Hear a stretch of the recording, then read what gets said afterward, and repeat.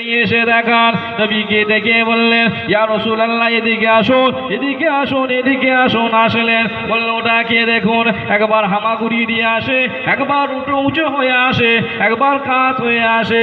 ইয়া রাসূলুল্লাহ, ইয়া হাবিবাল্লাহ, ওটাকে দেখুন, ওটাকে দেখুন। বললেন ওটা অন্য কেউ নয়, ওটা আমার বড় বিবি খাদিজাতুল কুবরা। জিবরিল আমিন আলাইহিস সালাম বলেছিলেন, ইয়া রাসূলুল্লাহ, ইয়া হাবিবাল্লাহ, আল্লাহ পাক আপনার বিবি খাদিজাতুল কুবরাকে সালাম পাঠিয়েছে।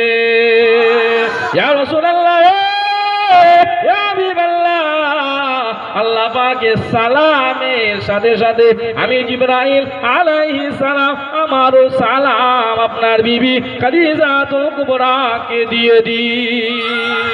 রাসূল পাকের কাছে যখন গেলেন, খাদিজাতুল কুবরাকে সমস্ত সব কিছু বললেন। বলল, গো খাদিজা, এত কষ্ট করে কেন আনতে হবে গো বিবি খাদিজা? বলল, ইয়া রাসূলুল্লাহ, না আমার মনের ভেতরে জ্বালাপালা শুরু হয়ে যায়। বলল, খাদিজা, ও খাদিজা, তোমার এই ব্যবহারে আল্লাহ পাক খুশি হয়ে গেছেন। ও খাদিজা, তোমার এই ব্যবহারে আল্লাহ পাক তোমাকে সালাম প্রেরণ করেছে। ও খাদিজাতুল কুবরা, শুধু আল্লাহ পাক নয়, আল্লাহ পাকের চার বড় ফেরেশতা, চার বড় ফেরেশতার ভেতরে এক ফেরেশতা জান্নাত, যিনি বার্তাবাহক, যিনার নাম জিবরাইল আলাইহিস সালাম, উনিও আপনাকে সালাম দিয়েছে। ও খাদিজা, তুমি সালামের জবাবগুলো দিয়ে দাও।